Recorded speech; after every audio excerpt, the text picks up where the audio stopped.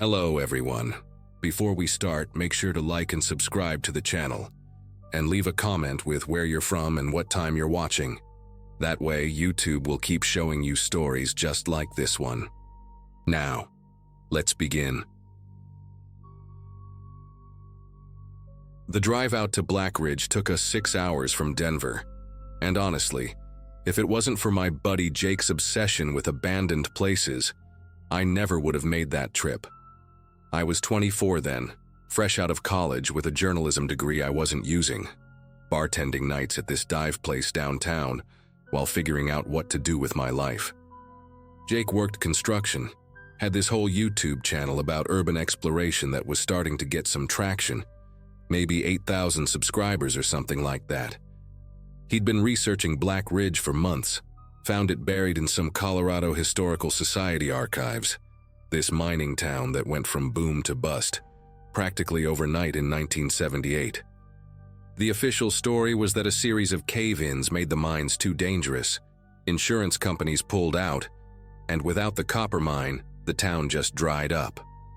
But Jake had found these old newspaper clippings from nearby towns, little mentions here and there about families leaving in the middle of the night, about the mining company buying up all the local properties for way more than they were worth.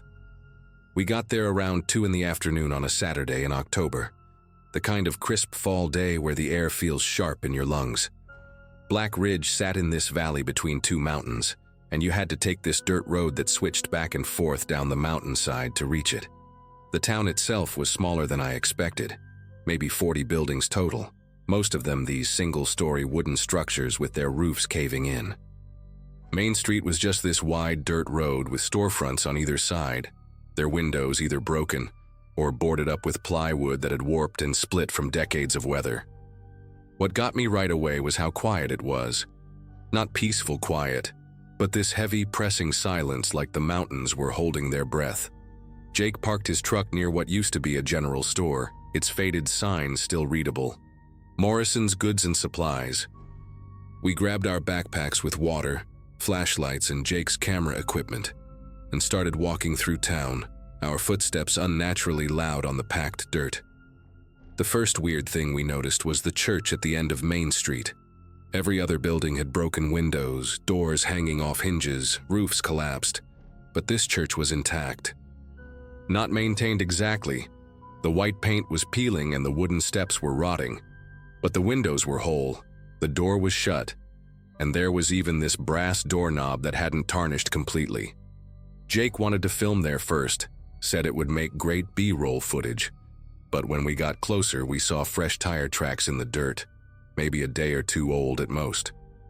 That should have been our first real warning, but Jake was excited, talking about how maybe there were other urban explorers here recently, how we might find their tags or signatures inside somewhere. We tried the church door, but it was locked, not with some old rusty lock either, but this heavy-duty master lock that couldn't have been more than a year old. The windows were covered from the inside with what looked like black fabric, and when Jake tried to peek through a gap near the window frame, he pulled back and said it smelled wrong in there, like chemicals, like the cleaning supplies his dad used to use at the funeral home he managed. We decided to check out the mining company office instead, this 2-story brick building near the edge of town, with Ridgeline Copper Corporation carved into a stone block above the entrance. The front door was gone completely, just an empty frame leading into darkness, and Jake went in first with his camera light on, me following with my phone flashlight.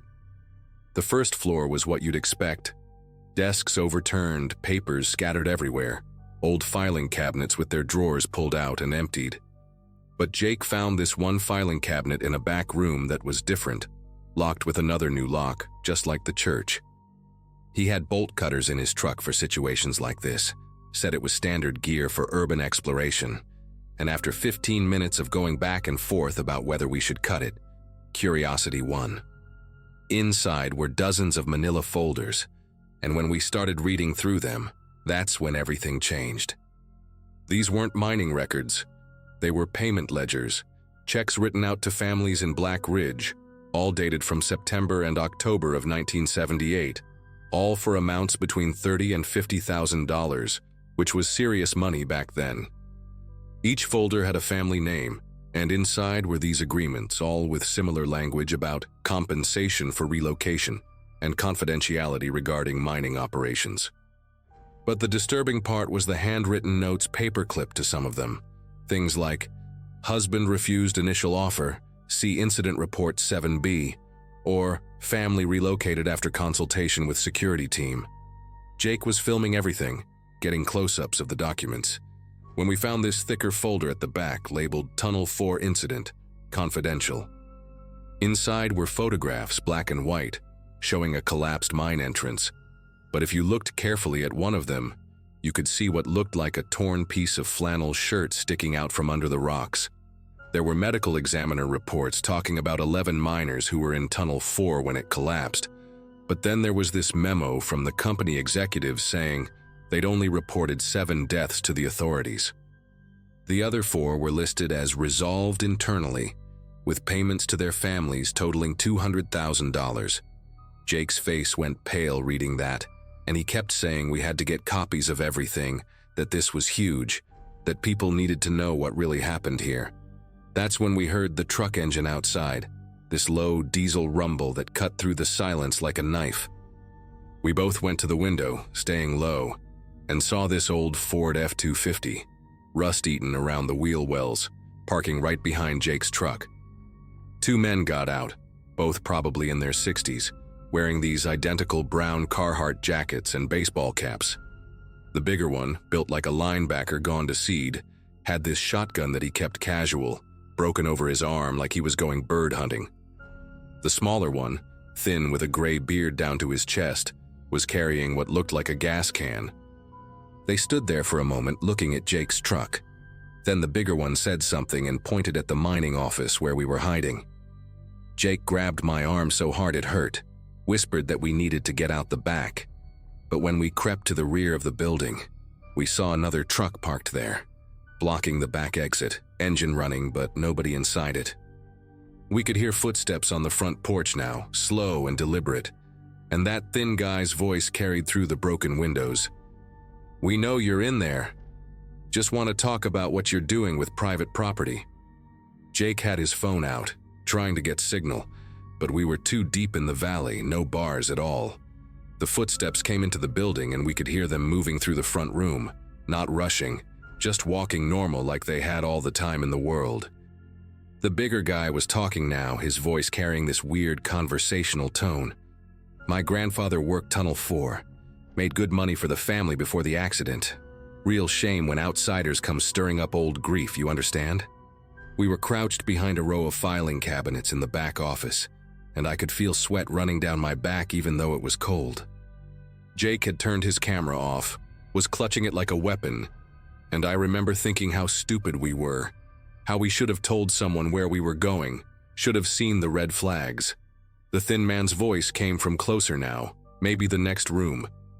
"Found their backpacks here, Carl. Couple of water bottles, energy bars. City kids, looks like." Carl laughed, but there was nothing funny in it, just this hollow sound that made my teeth hurt. Then Jake did something I'll never forget. He stood up, walked right out into the open with his hands visible, and started talking in this calm, steady voice I'd never heard him use before. "Hey guys, we're just here taking photos for a college project, documenting ghost towns in Colorado. We didn't mean to trespass, didn't know this was private property. We'll leave right now, no problems." Carl and the thin man were standing maybe 10 feet away, and up close I could see Carl's eyes were this washed-out blue, like sky through dirty glass, and he had these thick scars across his knuckles. The thin man's face was all sharp angles, cheekbones that looked like they could cut paper, and he was smiling but only with his mouth, not his eyes. Carl shifted the shotgun, still not pointing it at us but making sure we saw it, and said, "College project, huh? Then you won't mind showing us what you've been filming. Hand over the camera, son." Jake hesitated for maybe 2 seconds, then passed his camera over. Carl gave it to the thin man who started scrolling through the footage, his face getting darker with each second. They were in the filing room, Carl. They saw the Tunnel 4 papers. Carl's expression didn't change, but something in his posture did, like a dog getting ready to bite. The thin man pulled out the camera's memory card and put it in his pocket, then dropped the camera on the floor and stomped on it, the crunch of plastic and glass echoing in the empty room. Jake flinched but didn't move otherwise, and I was still half hidden behind the filing cabinets, trying to control my breathing. Carl started talking again, his voice lower now. "You boys need to understand something. This town, these buildings, they're not abandoned. They're protected. My family, the Brennans, the Washburns, we all stayed close after Black Ridge closed. We made promises to people, signed papers just like the ones you were snooping through. The mining company paid good money for our silence, and that money put our kids through school, bought our houses, kept our families fed for 2 generations." He took a step closer to Jake, and I could smell him now, cigarettes and motor oil and something sour underneath.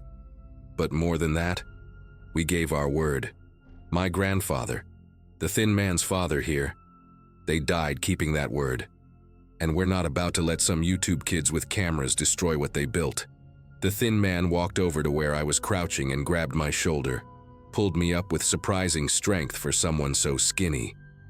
His fingers dug into my shoulder blade, and he steered me over to stand next to Jake. "Here's what's going to happen," Carl said, and now he was holding the shotgun with both hands, still not quite pointing it at us, but close enough. "You're going to get in your truck and drive out of here. You're going to forget you ever heard of Black Ridge. You're going to delete any copies of anything you might have uploaded or backed up. If we see you again, if we hear you've been talking about this place, well, mining towns are dangerous. Old tunnels collapse all the time. Sometimes people fall in and never get found." The thin man let go of my shoulder and walked to the window, looked out at the street. "Their truck's not the only vehicle here, Carl. Saw fresh tracks by the church, too. We might have more visitors." Carl's face went tight, and he grabbed Jake by the front of his jacket, pulled him close enough that their faces were inches apart. "You bring friends? How many people know you're here?" Jake shook his head, said it was just us, swore on his mother's life, but Carl didn't look convinced. That's when we heard it. A woman's voice calling out from somewhere near the church, young and clear. "Hello, is someone there? My car broke down on the mountain road and I saw the trucks down here." Carl and the thin man exchanged this look, and without a word, the thin man headed for the door, moving faster than I'd seen him move before. Carl kept his attention on us, but I could see him thinking, calculating something behind those faded eyes. "Looks like this is your lucky day, boys," he said finally. "We've got a more pressing problem now, but here's the deal. You're going to walk with me to your truck, nice and calm, and you're going to drive out of here. The thin man's going to follow you to the county line. Make sure you keep going. And if your phones somehow start working on the way out, you forget our faces, forget our names, forget everything except that Black Ridge is a dangerous place where people get hurt." He marched us outside, the shotgun now definitely pointed in our direction, and I could see the thin man talking to a young woman near the church, maybe mid-20s, wearing hiking gear. She looked confused but not scared yet, and the thin man was gesturing toward her car, probably offering to help. Carl stood next to Jake's truck while we got in, then leaned into Jake's window and grabbed his wallet from his pocket before Jake could react. He pulled out Jake's driver's license, held it up so we could both see it, then put it in his own pocket. "Nathan Garfield, 1847 Colfax Avenue, Denver," he read out loud. "I'll keep this as insurance. You stay quiet, you'll get it mailed back in a month. You talk well, I know where you live now, don't I?" He stepped back, gestured for us to leave, and Jake started the truck with shaking fingers. As we drove down Main Street, I looked back and saw the thin man leading the woman toward the mining office, his hand on her elbow, Carl following behind them. The woman was looking around now, and something in her body language had changed, like she'd realized something was wrong. Jake drove faster, taking the switchbacks up the mountain so fast I thought we'd go over the edge. Neither of us spoke until we hit the highway, and then Jake pulled over and threw up on the side of the road. We never talked about reporting it. What would we say? That we'd broken into private property and found old documents. That some locals threatened us. Jake got his license back exactly 1 month later, no return address, and we never spoke about Black Ridge again. But sometimes I Google it, and there's nothing, no stories about missing hikers, no news about that woman. Maybe she was one of them. Maybe her car really did break down. Or maybe there's another folder in that filing cabinet now. Another incident that was resolved internally.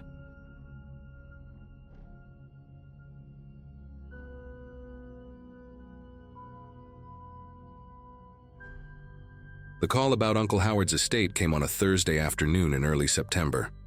I was 32, living paycheck to paycheck fixing computers in a cramped shop in Philadelphia, when the lawyer told me I'd inherited everything.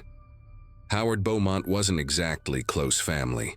He was my mother's older brother who'd cut ties with everyone about 15 years ago after some argument nobody talked about. Mom passed 5 years back, so when the lawyer mentioned Howard had no other living relatives, I became the default beneficiary. The Victorian house sat in Stillwater, a town of maybe 800 people tucked into the hills of northern Pennsylvania, about 4 hours from where I lived. I'd never been there, never even heard Howard mention the place before he disappeared from our lives. The lawyer, a gravelly-voiced man named Fredrickson, said Howard had been found dead of a heart attack in his study, surrounded by boxes of old newspapers and what looked like research materials. I drove out there that Saturday morning, leaving before dawn to beat the traffic. The GPS led me through winding mountain roads that got narrower the closer I got to Stillwater, until I was following a cracked two-lane that hadn't seen maintenance since the Bush administration. The town itself looked forgotten, a main street with half the shops boarded up, a diner with 3 pickup trucks parked outside, and a gas station where the attendant stared at me like I'd grown a second head when I mentioned Howard's name. The house stood at the edge of town, up a gravel drive lined with overgrown hedges that scraped against my car. It was massive, 3 stories of peeling gray paint and ornate woodwork, with a wraparound porch that sagged in places and windows that reflected the afternoon sun like blank eyes.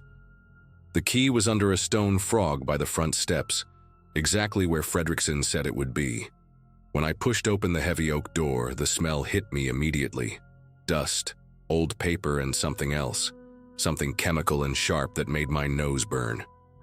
The study was exactly where Fredrickson described it. First door on the right past the grand staircase. Howard had transformed it into something between a library and a detective's evidence room. Every wall was covered with corkboards, and every corkboard was covered with newspaper clippings, photographs, and handwritten notes connected by different colored strings. Red string for disappearances, blue for property records, green for something labeled society activities, in Howard's cramped handwriting.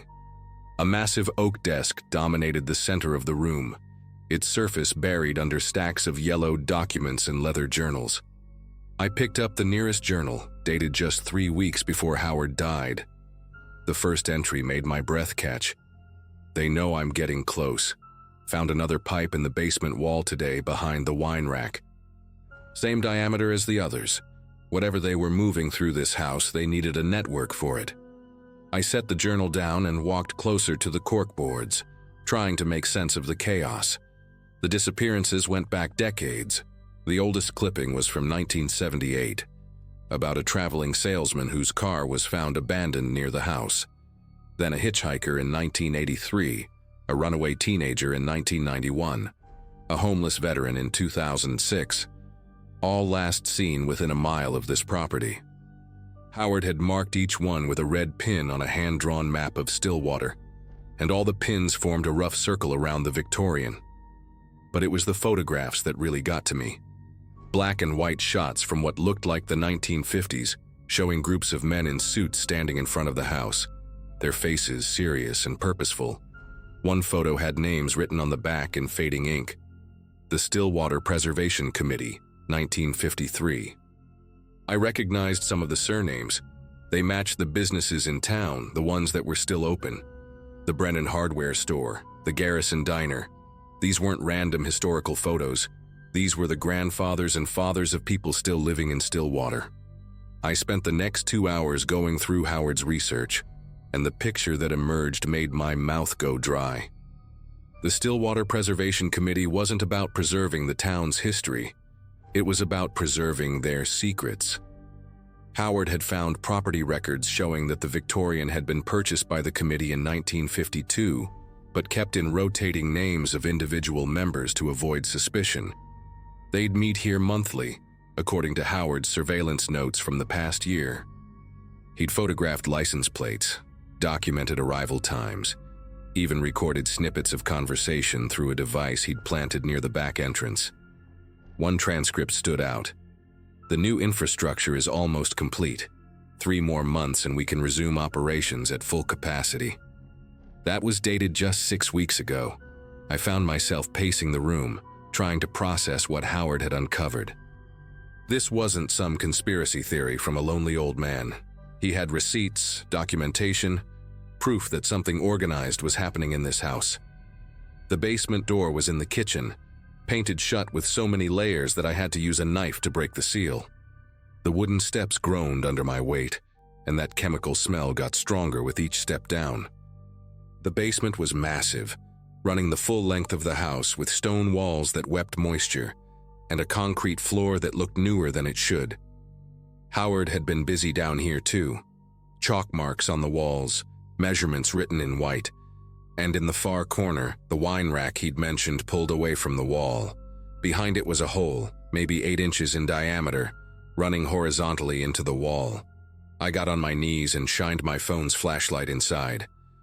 The pipe was PVC, modern, and it branched off in multiple directions like a network of veins. But what really made me pull back was the smell coming from inside, concentrated and medical, like a hospital corridor at 3 in the morning. I stood up and noticed something else. Fresh scratches on the concrete floor, leading from the pipe to a drain in the center of the room that looked recently installed. That's when I heard the front door open upstairs. Not a subtle creak, but a confident push, like someone with their own key. Footsteps followed, multiple sets, heavy and deliberate. I killed my phone's flashlight and moved behind the furnace, my heart hammering against my ribs. The footsteps spread out above me, some heading toward the study, others moving through the house with purpose. Through the floorboards, I heard a woman's voice, clear and authoritative. "Check every room. Make sure he didn't leave anything new. The nephew's car is here, so he's probably in town asking questions." A man responded. "Garrison already called. Kid stopped at the diner an hour ago, was showing Howard's photo around." My legs felt weak. They'd been watching me since I arrived. The woman spoke again. "Good. We'll have maybe 20 minutes before he comes back. Get the remaining documents from the study and check if Howard found the secondary hub in the attic." Secondary hub. There was more than just the basement setup. I waited until the footsteps moved away from the kitchen before creeping back to the stairs. Through a crack in the door, I could see legs passing by. At least 4 people, maybe 5. They moved like they owned the place, which according to Howard's research, they essentially did.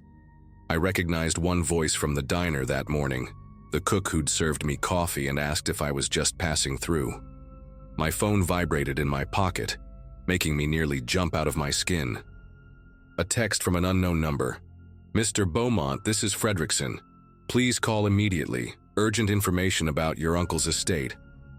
But Fredrickson had specifically told me he was unreachable on weekends, gone fishing until Monday. Whoever was upstairs had my phone number. I turned the phone completely off and shoved it deep in my pocket. The basement had another exit.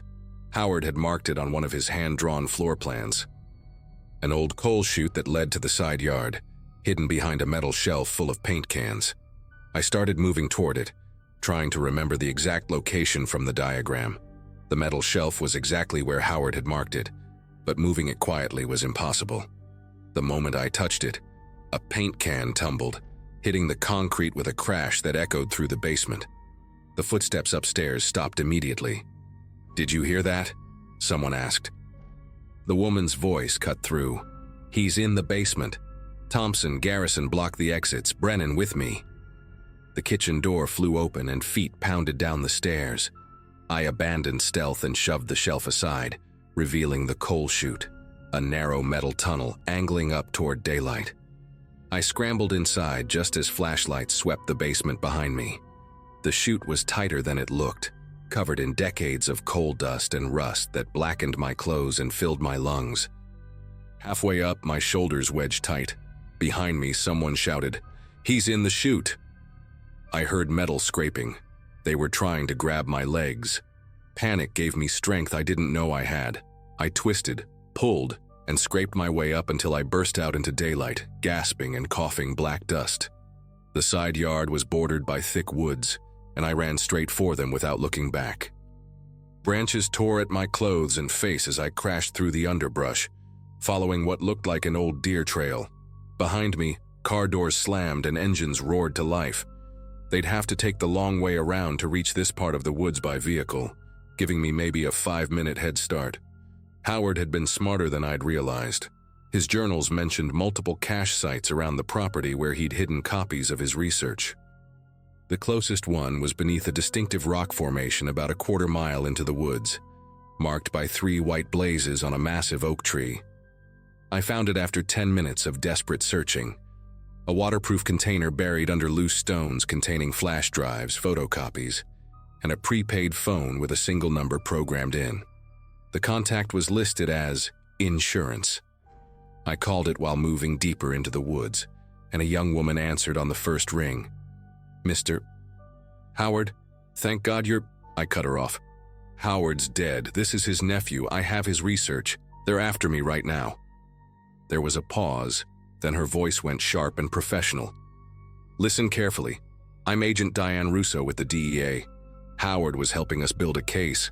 Those pipes you probably found? They're distribution infrastructure for synthetic fentanyl. The Stillwater Preservation Committee has been using that house as a hub for 40 years. First for methamphetamines, now for fentanyl. They process it in the attic, move it through the pipe system to avoid detection, and dispose of evidence through that drainage system. The disappearances Howard tracked? Those were people who got too close to the truth or threatened their operation. We're 40 minutes out with a full tactical team. Can you stay hidden?" I told her about my location, and she guided me to a ranger station 2 miles north that had been abandoned for years but still had a reinforced basement. I made it there just as I heard dogs barking in the distance. They'd brought out trackers. The ranger station was a concrete block building with boards over the windows and a heavy steel door that still locked from the inside. I barricaded myself in the basement and waited, listening to the dogs get closer, then farther, then closer again as they tried to pick up my trail. 37 minutes later, the woods exploded with sirens and helicopter rotors. Through a crack in the boarded window, I watched federal agents in tactical gear swarm the Victorian house and the surrounding area. The committee members who'd been hunting me were arrested on the spot, caught with weapons and evidence they'd removed from Howard's study. Agent Russo found me an hour later, after the scene was secure. She told me Howard had contacted them 6 months ago, after discovering the drug operation, and he'd been systematically documenting everything to build an airtight case. His heart attack was suspicious, but they couldn't prove murder yet. The house would be seized as evidence, along with 3 other properties in town that served as distribution points. 23 people were arrested that day, including the mayor and the police chief. The Stillwater Preservation Committee had controlled the town for decades, using it as a perfect cover for their operation. Small, isolated, with a population trained not to ask questions. I gave my testimony, handed over Howard's research, and never went back to Stillwater. The government seized the house, and I received a settlement from Howard's actual estate, mostly his savings and life insurance. It was enough to start over somewhere far from Pennsylvania. Sometimes I think about those missing people Howard tracked, wonder if they'll ever find them. Russo told me they excavated parts of the property but wouldn't tell me what they found. Some questions are better left unasked.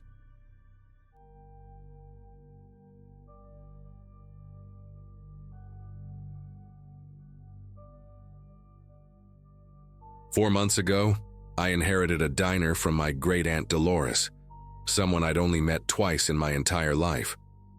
The lawyer called me on a Wednesday afternoon while I was sitting in my cramped Chicago apartment, scrolling through job listings after another failed interview.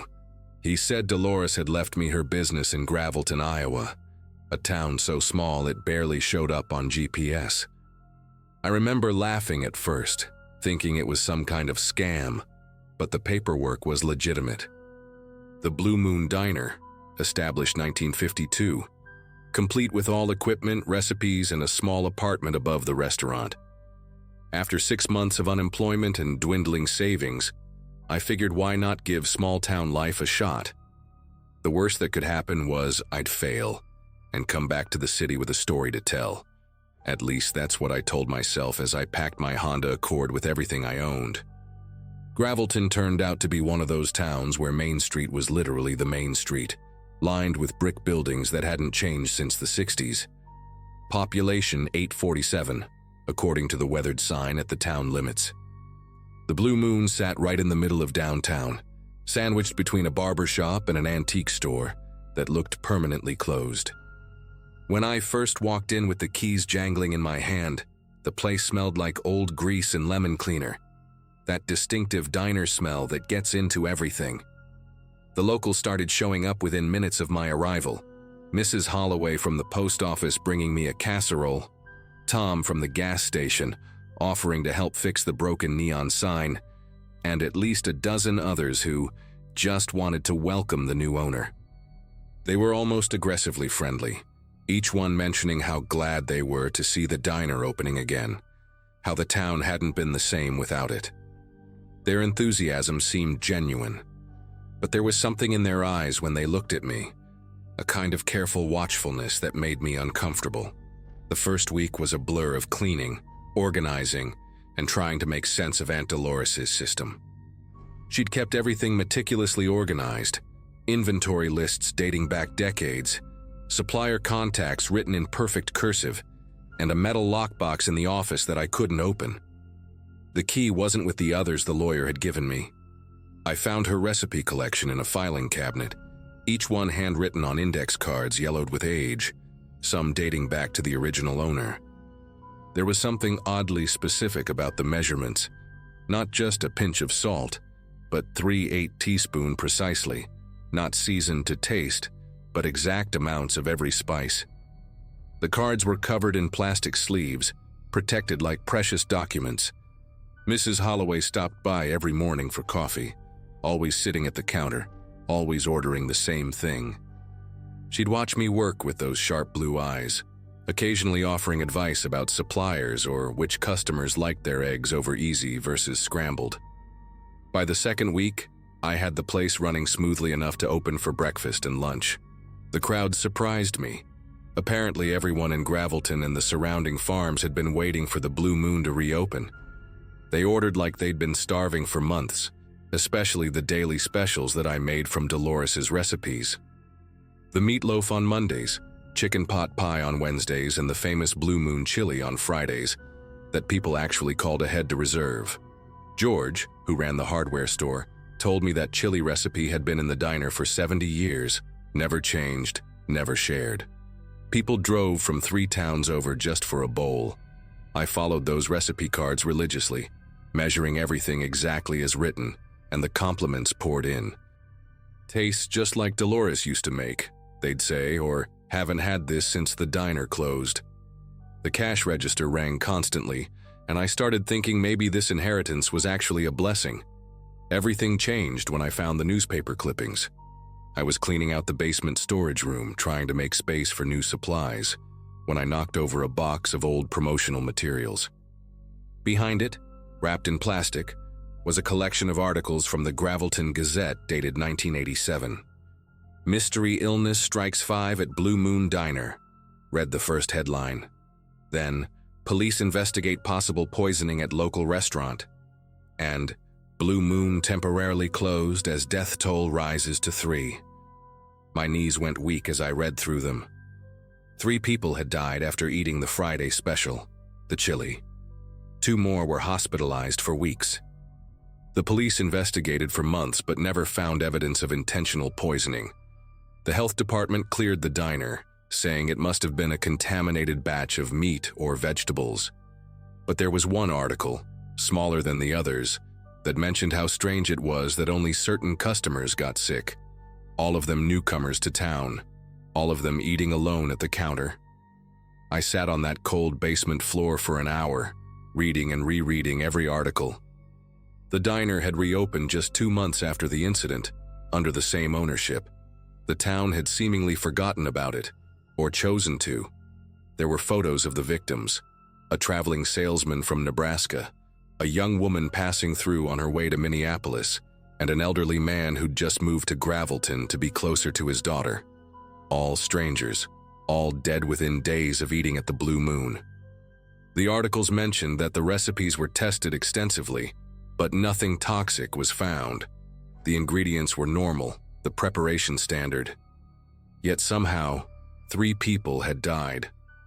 I thought about all the meals I'd served in the past 2 weeks, all those recipe cards I'd followed so precisely, and felt sick.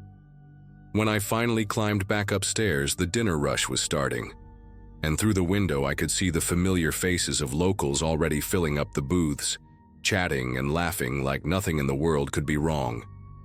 That night, I couldn't bring myself to cook. I told everyone I was feeling under the weather and closed early.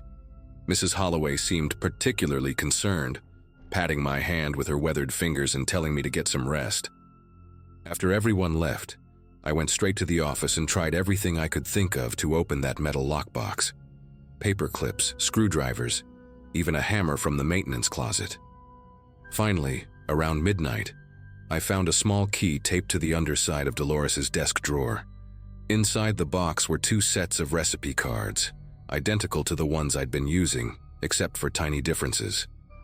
The chili recipe in the lockbox called for regular paprika, while the one in the filing cabinet specified Hungarian paprika from the Morrison family farm.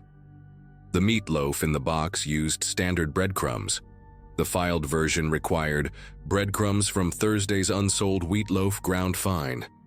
Every single recipe had these small variations, and at the bottom of the locked set was a note in Dolores's handwriting, for strangers passing through. The implications hit me like ice water in the veins. 2 sets of recipes, one for locals, one for strangers. I grabbed my laptop and searched for more information about the 1987 incident, diving deep into old forums and archived pages. I found a memorial page for one of the victims, Janet Bauer, created by her sister. She'd written about how Janet was just driving through, had stopped for lunch on recommendation from a gas station attendant. She'd sat at the counter, ordered the special, and was dead 4 days later from what doctors called an unusual toxic reaction. The sister mentioned something that made me stop breathing. Janet had taken photos of her meal, and in one of them you could see Mrs. Holloway in the background, sitting at her usual spot at the counter, eating the same chili, perfectly fine. I went back to the kitchen and compared the 2 chili recipes again. The difference was in 3 ingredients: the paprika source, a specific type of cumin that had to be locally ground, and something called prairie sage that the regular recipe didn't include at all. The next morning, Friday, I woke up with a decision to make. The breakfast crowd would expect the diner to open at 6, and by noon people would be calling about the chili. I dressed slowly, my mind racing through the possibilities. Maybe the local ingredients had developed some kind of natural immunity in the townspeople over generations. Maybe it was all coincidence. But I knew better. This was deliberate. The whole town had to know. Mrs. Holloway with her watchful eyes, Tom who'd been so eager to help, George who'd praised the sacred recipes. They were all eating the safe versions while strangers got something else. I thought about calling the police, but what would I say? That I found 2 sets of recipes with slight variations? That people died 37 years ago from food poisoning that was never proven intentional? They'd think I was paranoid. Plus, the local sheriff, Bill Crawford, ate lunch at the diner 3 times a week, always greeting everyone by name, always knowing who belonged and who didn't. I opened the diner that morning because I needed to understand more. The breakfast rush came and went, locals ordering their usual, chatting about the weather and corn prices. Around 11, I started preparing the chili, using the safe recipe from the filing cabinet. As I stirred the pot, Mrs. Holloway walked in for her pre-lunch coffee. She watched me add the Hungarian paprika, nodding approvingly. Dolores always said the secret was in the details, she said, her voice casual but her eyes sharp. She knew every family in this town, where they grew their herbs, which farms had the best spices. It's what made this place special. Then a man walked in I'd never seen before, pulling off his sunglasses, checking his phone for signal. Out-of-state plates on his car, California from what I could see. He sat at the counter, exactly where Janet Bauer had sat in that photo, and asked what was good. Mrs. Holloway turned to look at him, then at me, and I swear the temperature in the room dropped. "The chili's our Friday special," she said before I could speak. "Everyone loves the chili." My hand stayed steady as I ladled the chili into a bowl, the safe version I'd been making all morning. I could feel Mrs. Holloway's eyes boring into my back as I set it down in front of the man from California. He took a big spoonful, smiled, and said it was excellent. Mrs. Holloway's coffee cup clinked against her saucer, a sharp sound in the quiet diner. More locals started filing in for lunch, and I noticed how they all glanced at the stranger, then at me, these quick little assessments that I'd never paid attention to before. George came in and took his regular booth, but instead of his usual friendly wave, he just stared. The man from California finished his chili, left a $20 for a $12 meal, and walked out alive and healthy. The moment his car pulled away, the atmosphere shifted. Holloway stood up, left exact change for her coffee, and walked out without a word. One by one, the other customers followed, leaving their meals half-eaten, filing out in silence until I was alone in the diner that had been packed 5 minutes before. That afternoon, nobody came in. Not for coffee, not for pie, not even to use the bathroom. The phone didn't ring once. As I cleaned the empty tables, I found a note tucked under the register, written in careful cursive, "Dolores understood her responsibility. Gravelton takes care of its own." I packed that night, throwing everything into garbage bags and boxes, not caring what got broken. I loaded my car in the dark, knowing they were watching from behind curtains and through cracked doors. The lockbox with the poisoned recipes went with me. Evidence maybe, or insurance, I wasn't sure. As I drove out of Gravelton at dawn, passing that population sign one last time, I understood what they hadn't written in those newspaper articles. This wasn't about hatred or violence. It was about preservation. A town of 847 people who'd learned, maybe during some famine or disaster decades ago, that certain local plants processed certain ways created immunity in those who consumed them regularly, but were toxic to outsiders. They'd turned survival into tradition, protection into poison, using the diner as their gate, their filter, their way of keeping Gravelton exactly as it was. I drove straight through to Chicago, only stopping for gas, never eating at diners, and filed a report with the FBI that probably went nowhere. The Blue Moon is closed now, I heard, waiting for the next distant relative to inherit it, someone who might be more understanding of small-town traditions.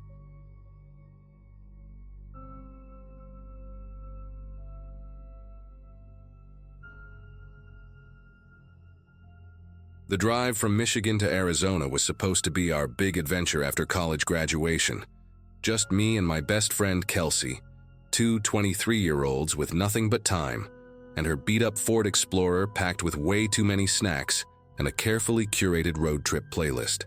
We'd been on the road for 3 days when we saw the exit sign for Riverbend, somewhere in the middle of Missouri. Kelsey had read about it in one of those America's Forgotten Towns articles she was always finding online. The article called it a place frozen in time, with this old mill from the 1800s that supposedly still had all the original equipment inside. She practically begged me to make the detour, said it would only add an hour to our trip. I should have paid attention to how the gas station attendant 20 miles back had gone quiet when Kelsey mentioned where we were headed. The town itself looked normal enough at first glance, maybe 500 people. A single main road with a few shops, a diner with one of those vintage neon signs that probably hadn't been updated since the 60s. But there was something about how empty the streets were for a Saturday afternoon in June. We passed maybe 3 people total on our way through town, and each one of them watched our car like they were memorizing the license plate. The mill was on the far edge of town, past a cluster of houses that all had their curtains drawn, despite the beautiful weather. Kelsey was practically bouncing in her seat, going on about the architecture and how these old mills were engineering marvels for their time. The building was massive, built from weathered red brick with a water wheel that hadn't turned in decades. The no trespassing signs were everywhere, but the fence had so many gaps it seemed more like a suggestion than an actual barrier. We squeezed through one of the gaps, and I remember the smell hit us immediately, musty and metallic, like old pennies mixed with rotting wood. The main floor was exactly what you'd expect from an abandoned mill. Rusted machinery, broken windows letting in shafts of dusty light, graffiti from teenagers who'd probably been using this place as a party spot for years. Kelsey was taking pictures of everything, especially this massive grinding stone that must have weighed several tons. I wandered toward what looked like an old office area in the back corner. The door was barely hanging on its hinges, and when I pushed it open, I found filing cabinets that had been ransacked years ago, papers scattered everywhere. But underneath an overturned desk, partially hidden by decades of dust and debris, I spotted something that made me call Kelsey over immediately. A leather wallet, vintage-looking, maybe from the 70s based on the style. Inside the wallet was a driver's license for someone named Douglas Hartley from Kansas, expired in 1978. There was still cash in it, $43 in old bills, family photos of kids who'd be in their 50s or 60s now if their dad ever made it home. Kelsey found another wallet wedged behind the filing cabinet, this one from 1983, belonging to a woman from Oklahoma. Then we found more, a lot more. They were everywhere once we started really looking, stuffed in drawers, shoved into cracks in the walls, some in a cardboard box behind the machinery. Different decades, different states, but all from people passing through. My chest got tight as we counted them. 37 wallets, 11 purses, over 20 loose IDs. Some were so old the lamination was peeling, others looked like they could have been dropped yesterday. One military ID from 1969 showed a young guy in uniform who couldn't have been older than 19.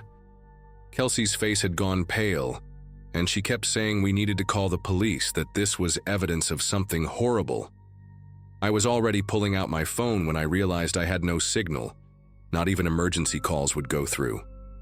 Kelsey checked hers too. Same thing, which was weird because we'd had full bars in town just 20 minutes ago. We decided to document everything first, take photos of all the IDs so we'd have proof when we got back to town and could find a phone. While Kelsey was photographing, I noticed something else that made my mouth go dry. Mixed in with all the personal items were sets of car keys, dozens of them. Old Ford keys, Chevy, some with those plastic dealership tags still attached, rental car fobs from companies that probably didn't even exist anymore. These people hadn't just walked away from their wallets, they'd never made it back to their vehicles. That's when we heard the mill door slam shut. Not the wind. There wasn't any wind that day. The sound echoed through the whole building, deliberate and final. Through the broken windows, I could see someone had wrapped a chain around the door handles from the outside. Then came footsteps, multiple sets, walking around the perimeter of the building. Kelsey grabbed my arm so hard it hurt, and we both crouched behind the machinery trying to control our breathing. Male voices, at least 3 different ones, casual like they were discussing the weather. One of them mentioned that he'd seen our Explorer parked out front, said it had Michigan plates, probably worth decent money at the chop shop over in Frankfurt. Another voice, older and gravelly, said something about waiting until dark, that it was cleaner that way. They knew we were in there. They were just deciding what to do with us. The men kept talking, and pieces of their conversation drifted through the broken windows. One mentioned that the sheriff would be at his daughter's recital until evening. Apparently, the sheriff was in on this too. Another said something about how the last couple who'd come through had a nice BMW, sold for 15 grand once they stripped it down. They were so matter-of-fact about it, like they were discussing farming or fishing, not murder. Kelsey was typing frantically on her phone, trying to get any message out, but nothing would send. I remembered seeing an old loading dock door on the other side of the building when we'd walked around earlier. If we could get there without being seen, maybe we could slip out while they were still at the front. We started crawling, staying low, using the massive machinery as cover. Every sound we made seemed impossibly loud. Our knees on the gritty floor, our breathing, even our heartbeats felt like they'd give us away. We made it about halfway when I saw him through a gap in the machinery, a man in coveralls standing by what used to be the mill's water intake. He was maybe 50, weathered face, holding a rifle like he'd been born with it.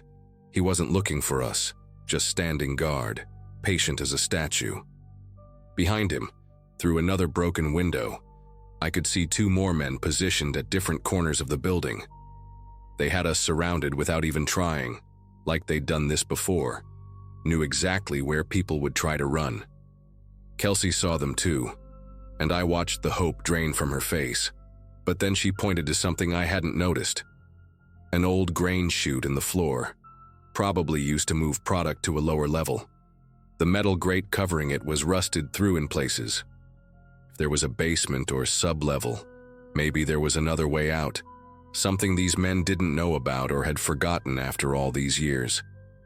The grate came loose easier than expected. The rust had eaten through most of the bolts. The drop was maybe 8 feet into complete darkness. I went first, landing hard on what felt like packed dirt and old grain that had turned to powder. The smell down there was worse, stale air that hadn't circulated in decades mixed with something else, something organic and wrong.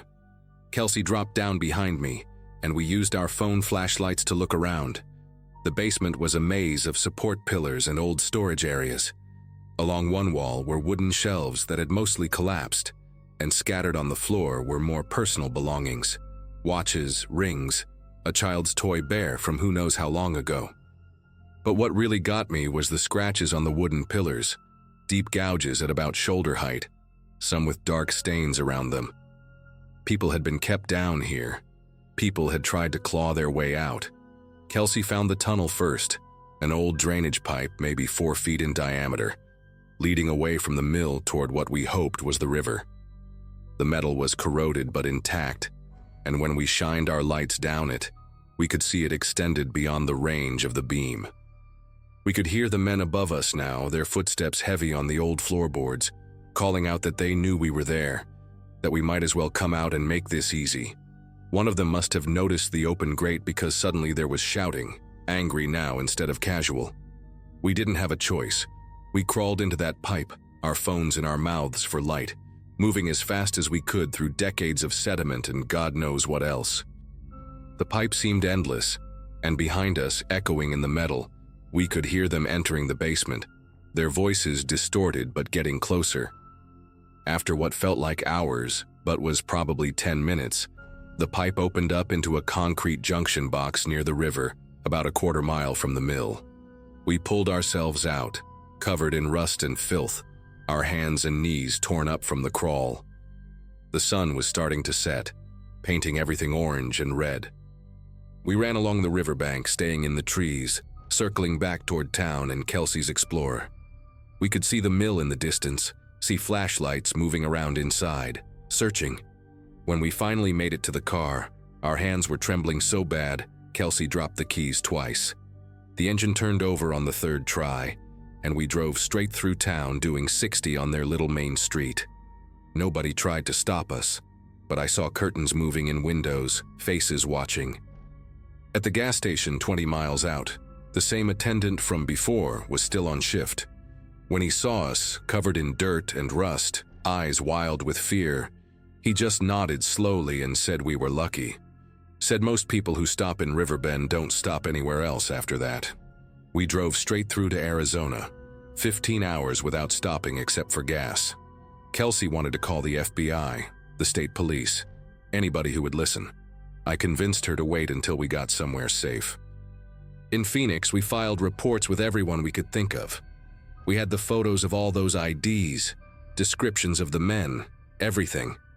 The FBI agent who interviewed us seemed interested at first, But after he made some calls, his whole demeanor changed. He said they'd look into it, but that sometimes old mills collect debris over the years, that people lose things, that we were probably just spooked by some locals pulling a prank. 2 weeks later, Kelsey got a call saying our report had been closed due to lack of evidence. When we checked online, every photo we'd taken in that mill was corrupted, showing nothing but black screens. Riverbend doesn't show up on Google Maps anymore. The exit we took is just empty highway now, according to the navigation. But I know it's still there. That little town with its covered-up secrets, waiting for the next car with out-of-state plates to pull off the interstate, curious about a forgotten piece of America.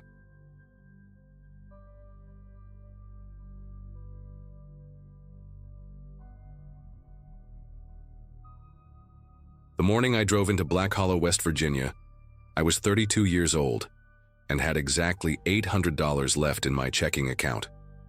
2 weeks earlier, the marketing firm where I'd worked for 7 years had let go half their staff, including me, and my severance barely covered what I owed on credit cards. A friend from college mentioned she knew someone renting out a cabin dirt cheap in the Appalachians, only $200 a month if I paid 3 months up front. The photos showed a simple wooden structure surrounded by pine trees, with a stone fireplace and basic furniture, perfect for someone who needed to disappear for a while and figure out their next move. The GPS lost signal about 20 miles before I reached the turnoff, and I had to follow handwritten directions the owner had texted me, counting mailboxes and looking for a rusted green water tower. The first person I encountered was at the only gas station in town, a cramped building with wood paneling that looked like it hadn't changed since the 70s. The attendant, a woman probably in her 60s with gray hair pulled back tight, watched me pump gas through the window. When I went inside to pay, she studied my face while running my card, then asked if I was heading up to the Garrett place. That's what she called it. Not a cabin or rental, but the Garrett place. I nodded, and she exchanged a look with an older man buying cigarettes. Just a quick glance that lasted maybe half a second.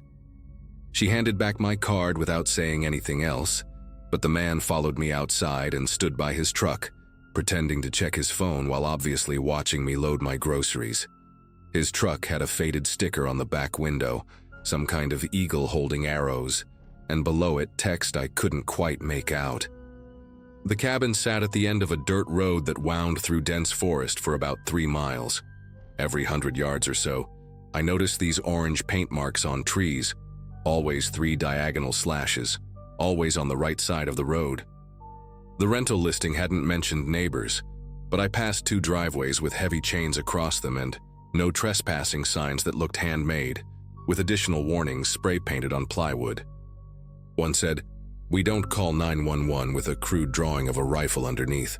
The key was hidden under a fake rock near the front door, just like the owner promised, though I noticed fresh tire tracks in the mud that weren't from my car. Inside the cabin was clean but had this strange smell, like copper pennies mixed with pine cleaner. The furniture was older than the photos suggested, and in the bedroom closet, someone had left behind a cardboard box filled with what looked like military surplus items.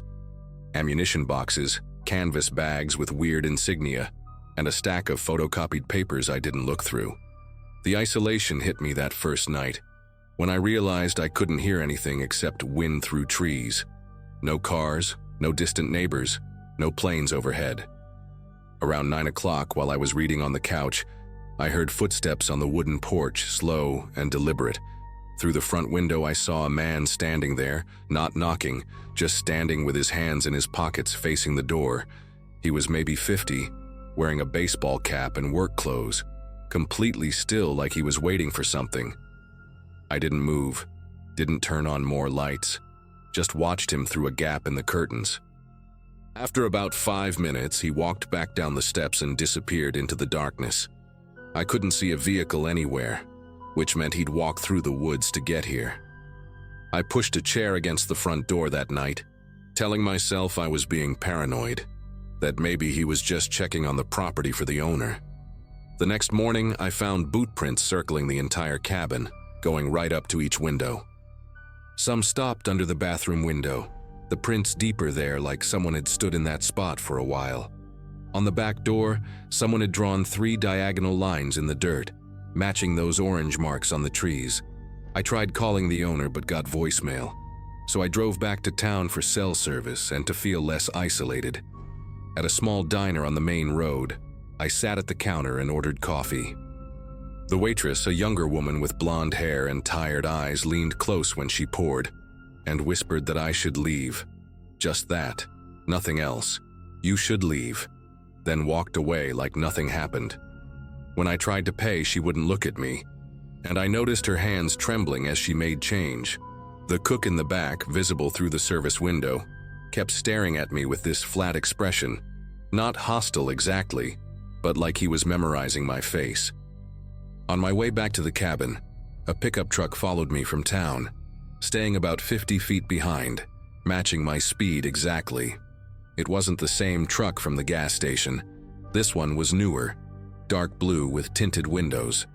At the turnoff to the cabin's dirt road, I stopped, and the truck stopped too, just sitting there with the engine running. We stayed like that for maybe 30 seconds before I turned, and the truck continued straight, but slow.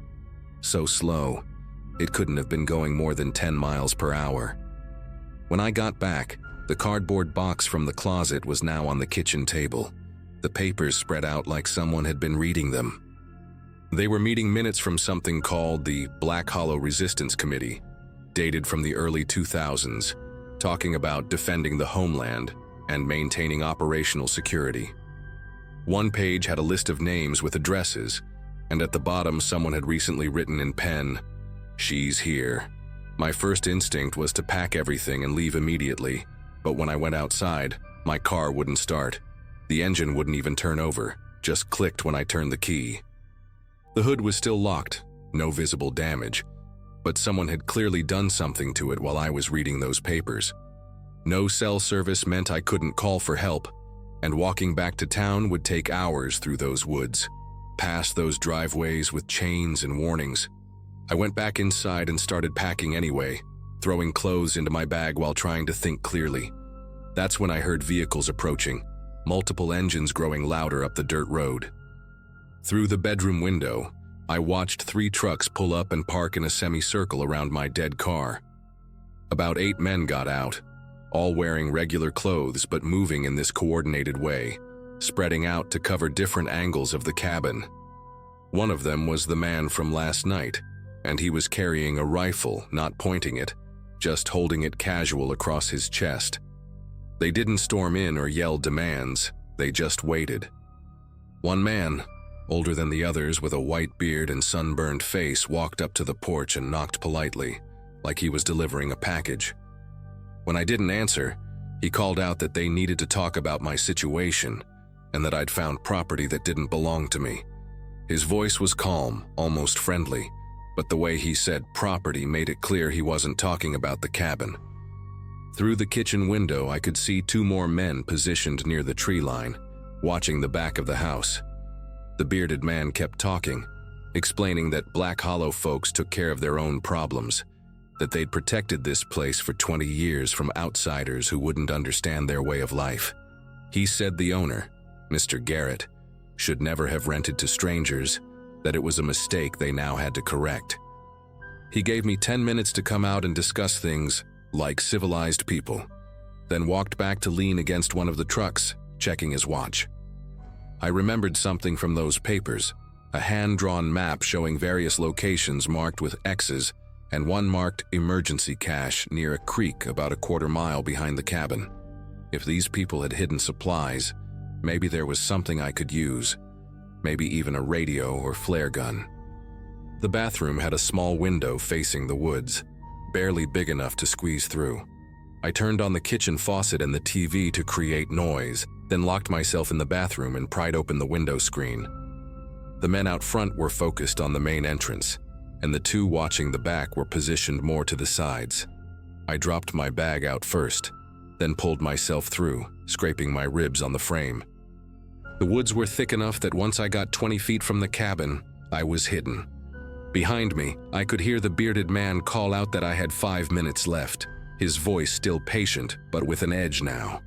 The creek was exactly where the map indicated, running shallow over moss-covered rocks. I followed it downstream, looking for anything unusual, and found a green metal box partially buried under exposed tree roots. Inside were vacuum-sealed bags containing cash, about $3,000 in small bills, 2 prepaid cell phones still in plastic, car keys, and a loaded handgun I didn't touch. There was also a notebook wrapped in plastic with more names, photos of people at what looked like training exercises, and detailed plans for something called Day Zero. The phones were old, but when I powered one on, it had a single bar of service. I called 911 and told them I was being held against my will by armed men at the Garrett cabin in Black Hollow. The dispatcher went quiet for a long moment, then said they'd send someone, but it would take time, maybe an hour, since they had to call in state police. She told me to stay hidden and keep the line open, but I could hear hesitation in her voice, like she knew exactly what I was talking about and wasn't sure what would happen when help arrived. I heard shouting from the direction of the cabin, then the sound of breaking glass. They'd discovered I was gone. The bearded man's voice carried through the trees, no longer friendly, barking orders to search the perimeter and check the creek. I grabbed the money and one phone, leaving everything else, and moved deeper into the woods, trying to remember which direction led to the main road. Tree branches kept catching my clothes, and every snapped twig sounded like a gunshot. About 15 minutes into moving through the underbrush, I heard dogs barking getting closer. These people knew the land, had dogs, and were organized like they'd done this before. I found a cluster of fallen trees creating a small hollow covered by dead leaves and wedged myself inside, pulling branches over the opening. The barking got louder, maybe 2 or 3 dogs, and I could hear men calling to each other, coordinating their search pattern. One voice passed so close I could hear his breathing, heavy from running, and the static of a walkie-talkie saying they found my tracks heading toward the creek. 40 minutes passed like hours, lying in that hollow, insects crawling across my face, trying not to move or breathe too loud. Then I heard sirens, multiple vehicles, and the dogs suddenly stopped barking. Through the leaves, I glimpsed flashlight beams swinging wildly as the searchers headed back toward the cabin. The state police dispatcher called the phone, asking for my exact location, and when I whispered where I was, she said to stay put, that officers were securing the scene. It took another 20 minutes before a female officer found me, her hand on her weapon, looking as nervous as I felt. She helped me out and walked me to a state police cruiser, past federal-looking vehicles I hadn't heard arrive. The cabin area was flooded with law enforcement, and I saw the bearded man in handcuffs, but most of the trucks were gone, and only 3 other men were detained. The officer told me they'd been watching this group for years, but never had someone willing to come forward, that the cabin was supposed to be off limits, but Garrett rented it out without the others knowing, probably needing money. She said I was lucky I called when I did. They drove me to a motel 2 counties over and had me give statements for 3 days. The FBI showed me photos of weapons caches they found, training sites, and plans for attacks on federal buildings. I never went back for my car or belongings. They said the group had scattered but would reform somewhere else, that groups like this were all over these mountains, waiting. I still have one of those prepaid phones and the money, evidence they said I could keep since it couldn't be traced. Sometimes I check online for news about Black Hollow, but there's never anything. Like the whole thing never happened.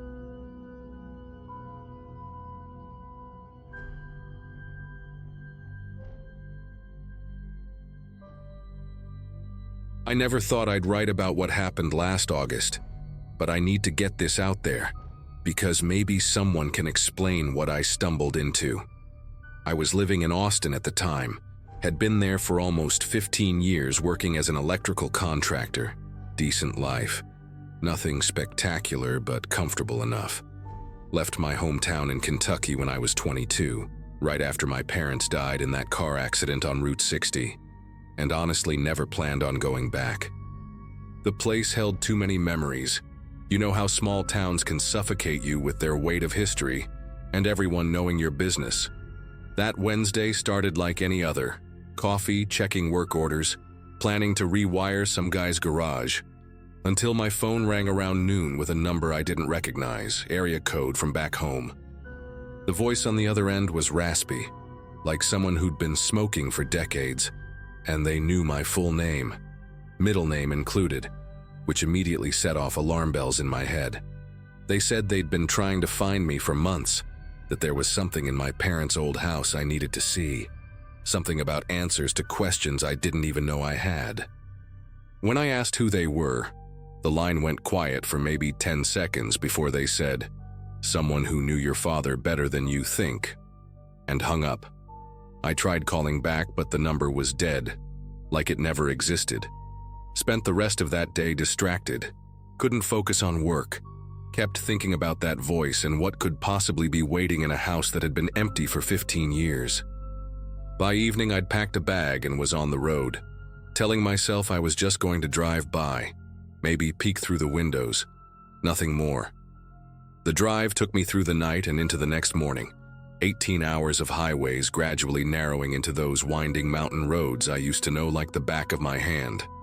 The closer I got, the more wrong everything felt. Not scary exactly, just like driving into an old photograph where the colors had started to fade. When I finally hit the town limits around 10 in the morning, the first thing I noticed was how empty everything was. Not abandoned like a ghost town in the movies, but more like everyone had just stepped out for a minute and never came back. Cars still parked in driveways but covered in pollen and leaves, mailboxes stuffed so full that envelopes were scattered on the ground below them. The grocery store where Mrs.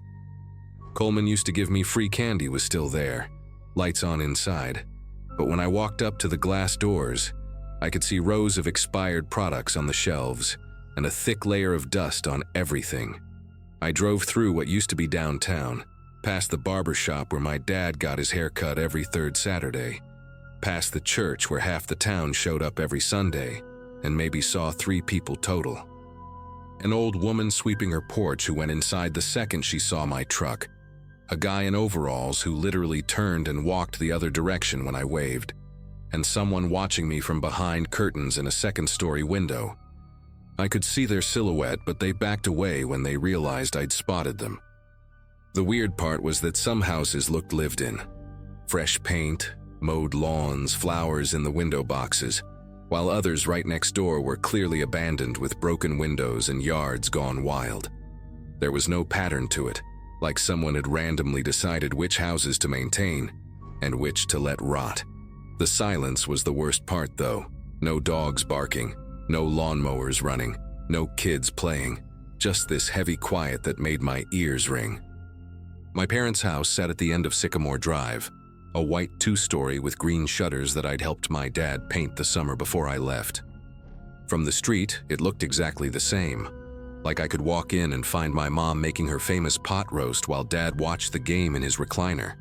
The lawn was perfect, not a blade out of place. The flower beds my mother loved still blooming with those purple petunias she ordered from some catalog every spring. Even the mailbox had been repainted recently, our last name Caldwell still stenciled on the side in that fancy script my mom picked out. But when I got closer, I noticed things that didn't add up. The doormat was new, one of those modern rubber ones, not the woven welcome mat my mom had for 20 years. And there were security cameras mounted under the eaves, small black domes that definitely weren't there when this was home.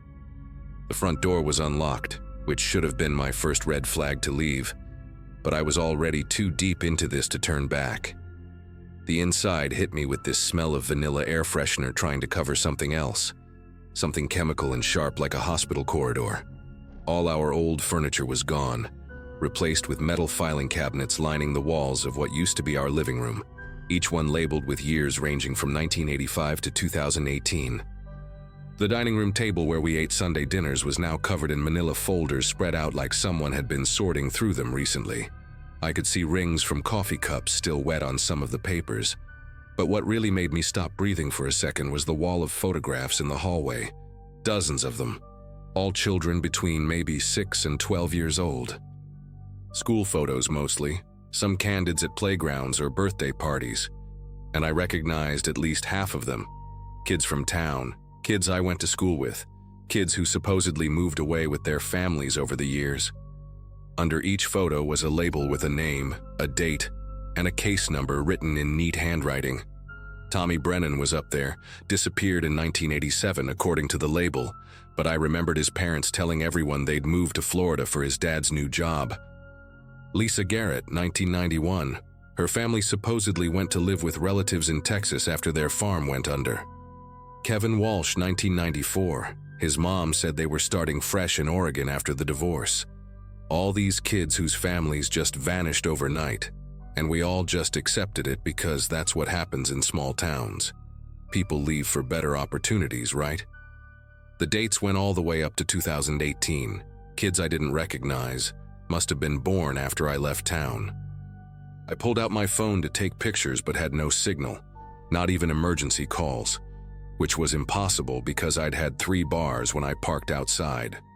Started opening the folders on the dining table and found police reports that were never filed, witness statements that were never taken, medical examiner notes about remains found in various locations around the county, all stamped with "Investigation Suspended" in red ink. My dad's name was all over these documents, not as an investigator but as someone who'd been filing complaints, demanding investigations, writing letter after letter to state police, FBI, anyone who would listen. The dates started about 2 years before he died. Hundreds of pages of his handwriting documenting suspicious disappearances, noting patterns, begging for help. One letter dated a week before the accident said, "They're not just taking them anymore. They're replacing families, bringing in people who look enough like them that nobody asks questions. Check the dental records, check the birth certificates. These aren't the same people." There were responses too. Official letterhead telling him to stop wasting resources, threatening legal action if he continued his harassment, and one final notice dated the day before my parents died that said, "Your concerns have been noted and no further action will be taken. Consider this matter closed." I was reading through his notes about how certain town officials seemed to know when kids would disappear when I heard footsteps on the porch. 3 people walked in without knocking, 2 men in their 50s and a younger woman, all wearing regular clothes but moving like cops. That careful way of keeping their hands visible but ready. The older guy, gray beard and work boots, looked familiar but I couldn't place him until he smiled. And I saw he was missing the same front tooth as Sheriff Coleman, who used to run the town back when I was a kid. Except Sheriff Coleman would be 90 by now if he was still alive, and this guy looked exactly like he did 20 years ago. The woman had a clipboard and started checking things off while the other man, tall with a scar across his neck, stood by the door like he was blocking it.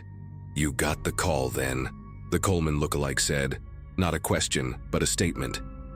"We've been maintaining your father's work, keeping the records safe, waiting for someone from the family to come back. The others said you wouldn't, but I knew you would. You're just like him, can't leave well enough alone." The woman looked up from her clipboard and spoke in this flat voice like she was reading a weather report. "Population management protocol has been in effect since 1985. Selected youth are relocated for processing, while family units are replaced with compliant alternatives to maintain social stability. Your father's interference resulted in termination, but his documentation was preserved as per regulations. You've now been briefed and have 2 options, integration or relocation." The tall man by the door pulled out a folder from inside his jacket, opened it to show a photo of me taken that morning at the grocery store, already added to their collection with a case number and everything. The Coleman lookalike kept talking while I tried to process what I was hearing.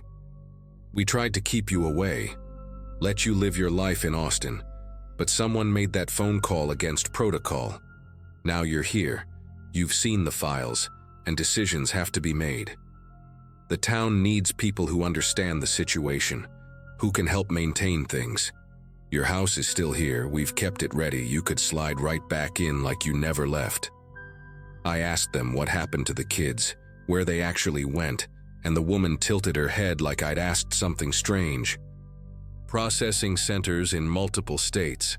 Some integrate into new communities under different identities.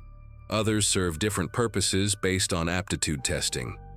The program has a 94% success rate for social reintegration. Your hometown serves as one of 12 collection points in this region. She pulled out a contract from her clipboard, placed it on the table next to my father's letters. Sign this, accept your role as a record keeper like your father should have. And you can even continue his documentation work, officially this time. Refuse and you become a relocation case yourself. The choice is yours, but it needs to be made now. The tall man moved away from the door, pulled out a chair for me to sit, and I realized they were completely serious. This wasn't some elaborate prank or delusion. This was real and happening, and had been happening for decades while everyone just looked the other way or got replaced when they asked too many questions. I signed the papers. What else could I do? They had my photo in their files, knew where I lived in Austin, had been watching me for who knows how long. The Coleman lookalike patted my shoulder like we were old friends and told me I'd made the smart choice, that my father would have been proud I chose to survive rather than fight a system bigger than any of us. They gave me a set of keys, told me someone would come by every month to collect new documentation and bring supplies, and that my job was simple: maintain the records, keep the house ready for viewing when necessary, and never speak about this to anyone outside the network.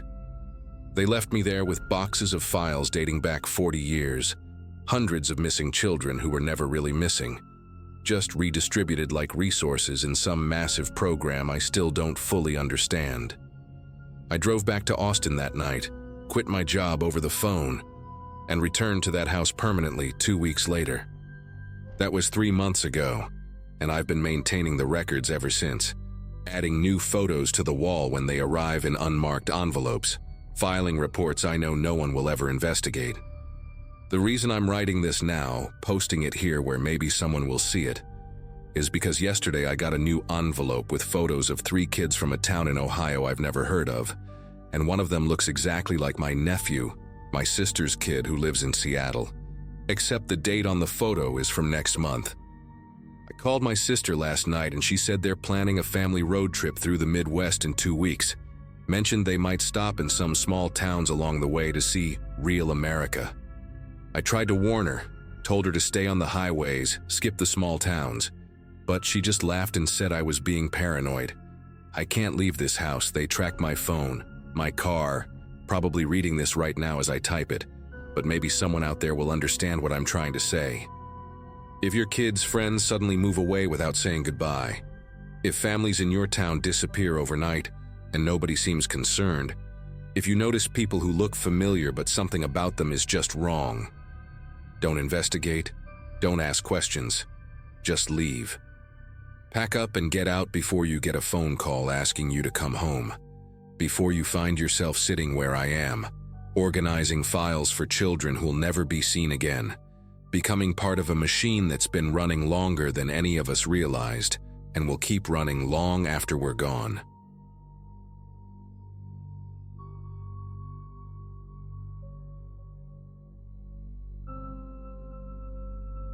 When I signed the papers for the house on Willow Creek Lane, I told myself it was the kind of place where a second chance could finally take root. 2 stories, pale siding chipped in a way that gave it character, and a narrow porch that creaked every time I shifted my weight. The price was shockingly low, which I chalked up to the market and the fact that small towns rarely attracted newcomers. After the divorce, I needed a place that felt like mine, quiet, detached from the life I had just left behind. From the outside, the house looked tired but harmless, like it had been waiting for someone who might care enough to settle in again. My first week was spent trying to make it feel lived in. I painted the kitchen a soft green, unpacked boxes at night while the radio hummed, and left the windows open to let the smell of fresh air replace the scent of dust. Neighbors passed by, some nodding politely, others keeping their gaze locked on the sidewalk. I assumed it was just the small town way of treating strangers. Still, the silence had an edge to it, as if people were holding back words they didn't want to share.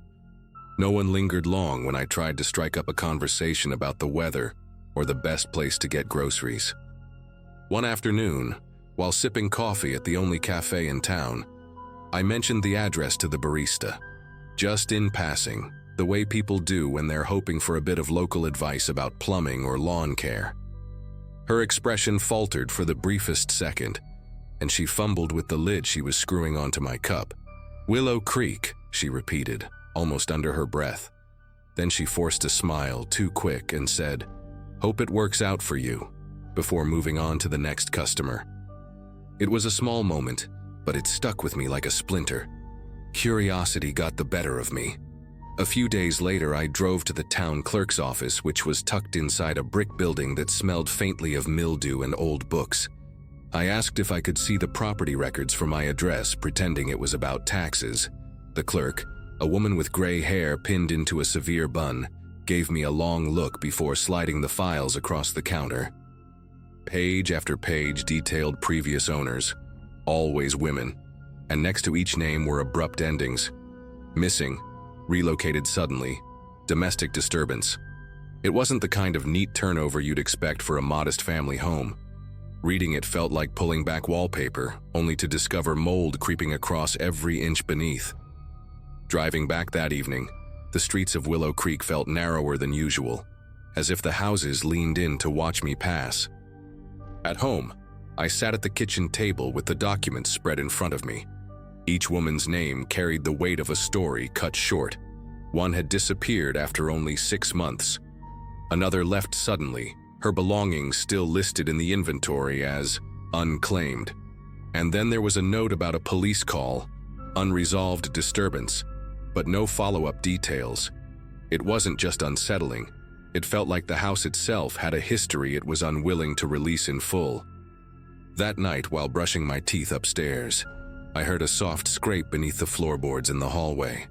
At first, I thought it might be the old house settling, but the noise repeated, slow and deliberate, as though someone were dragging a piece of furniture across bare wood. I stepped into the hallway, toothbrush still in hand, and the sound stopped instantly. The silence afterward was sharp, almost staged, like whoever or whatever had been making it wanted me to know I was being listened to. The following morning, I checked the crawl space in the basement, shining a flashlight into corners heavy with cobwebs. Nothing. No signs of rodents, no shifted boards, no evidence of anything that could have caused that dragging sound. I told myself exhaustion was twisting ordinary noises into something more sinister. Still, when I stood at the kitchen sink later that day, I kept catching my reflection in the window. The odd part was, I could swear the reflection wasn't perfectly in sync. My hand would move a beat faster than the image, or the tilt of my head lingered in the glass when I'd already straightened. Later in the week, I mentioned the house again to a woman stocking shelves at the grocery store. She was maybe in her late 50s, with short hair dyed a stubborn red. Her eyes softened when she heard the address, but instead of answering, she quietly shook her head and muttered, "You should have asked before buying." She didn't elaborate, and I didn't press her. The way her face tightened around the words told me she'd already said more than she meant to. Walking back to my car, the grocery bags rustling in my hands, I had the strong impression that the house wasn't just avoided, it was actively feared. By the second week, sleep came in short bursts. I'd wake to the sound of faint footsteps pacing across the upstairs landing, always stopping right outside my bedroom door. Each time I'd sit up, heart hammering, whispering into the darkness just to prove I still had a voice. Nothing answered, but the air in the room always felt heavier afterward, as if someone had been standing on the other side of the wood, deciding whether to enter. One night, I finally worked up the courage to press my ear against the door when the steps began. The boards creaked softly, slow and measured, and then silence. I waited, holding my breath until I heard the faintest whisper. Not words, not even a tone I could place. Just the sound of someone breathing steadily, inches away, separated from me only by a thin panel of wood. I slammed my fist against the door and the breathing stopped, followed by retreating steps that melted into nothing. The next morning, I packed a bag and went back to the clerk's office. I asked directly if anything had ever been found, any trace of the women listed in those files. The clerk didn't answer right away. Instead, she slid the folder back across the counter and murmured, "You'll leave soon, too. Everyone does." Her voice wasn't cruel, but it carried the weight of certainty, like she'd seen the pattern enough times not to doubt it. That evening, I called a realtor and put the house back on the market. I left most of my belongings behind. Even now, I can't explain why walking away felt less like running and more like survival. I've rented apartments since, nothing permanent, but safe enough to sleep through the night. Sometimes when I hear footsteps in the hallway of a new place, I still expect them to stop right outside my door. And every time I wonder if the house on Willow Creek is still waiting for another woman to sign her name on the deed.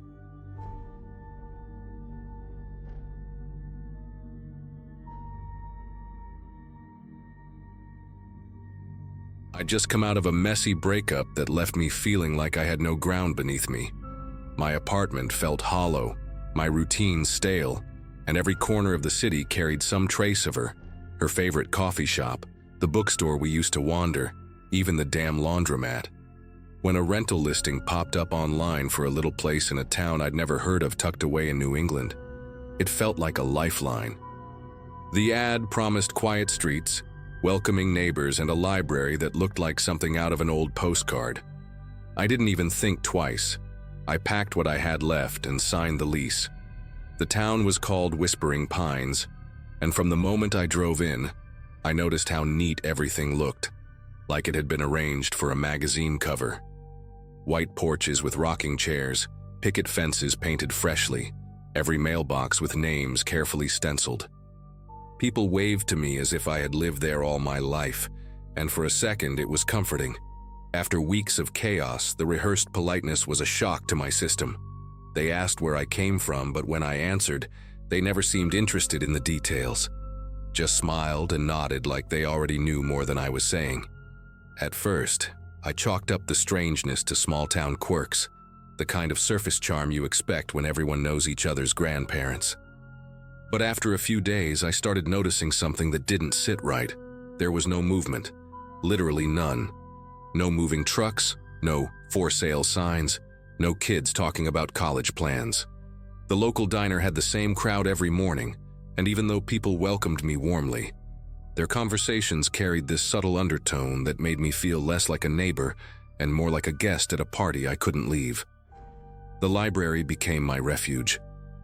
It smelled like dust and lemon polish, its shelves crowded with titles that seemed decades old. The upstairs section was quieter, almost too quiet, with these long oak tables where the sunlight fell in dusty streaks. One afternoon, while pulling a book on regional history, I noticed something wedged between the stacks. Thin, leather-bound journals with dates smudged on the covers. They didn't look like they belonged to the library.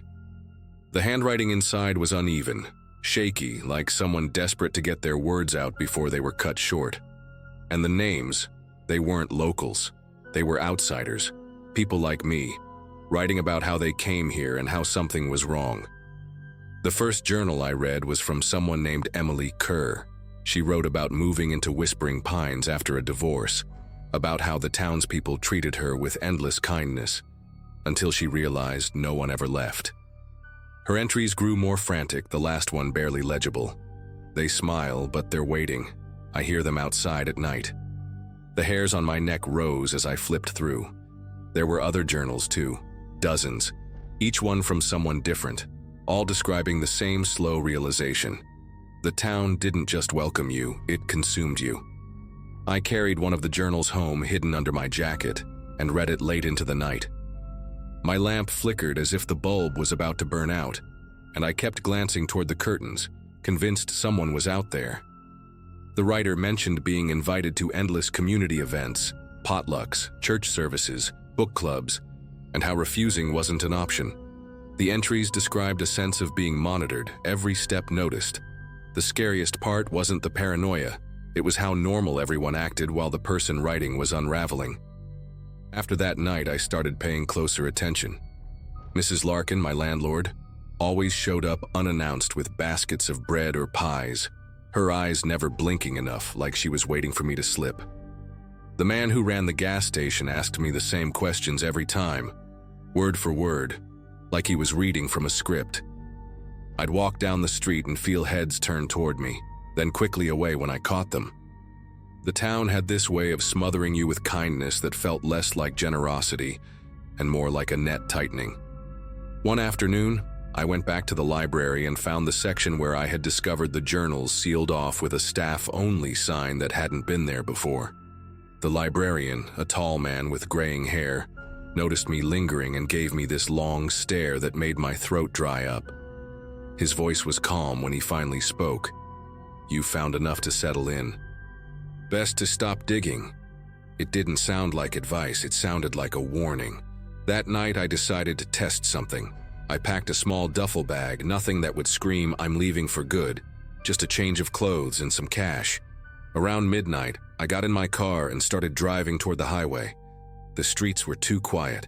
No porch lights, no crickets, just silence pressing against the windows. When I reached the town's exit sign, there were cones blocking the road, and beyond them, 2 trucks parked sideways, headlights pointed right at me. I didn't see drivers, but I felt eyes on me all the same. I turned around before anyone had to say a word. The next morning, people acted like nothing had happened. Mrs. Larkin waved from her porch with another basket of bread. The gas station man repeated his lines like clockwork. It was as if the night before hadn't existed, like the town was daring me to mention it. I didn't. Instead, I went back to the library and slipped the journal I'd borrowed under my jacket again, clutching it like proof I wasn't imagining everything. I stayed in Whispering Pines for 3 more weeks, each day heavier than the last. Invitations kept coming, neighbors knocking at my door, all smiles, all insistence. I stopped sleeping properly, jumped at every sound. One evening I noticed the journal was gone from my nightstand. In its place was a handwritten note on thick paper. "You belong here now. Don't make this harder." That was when I knew I couldn't wait any longer.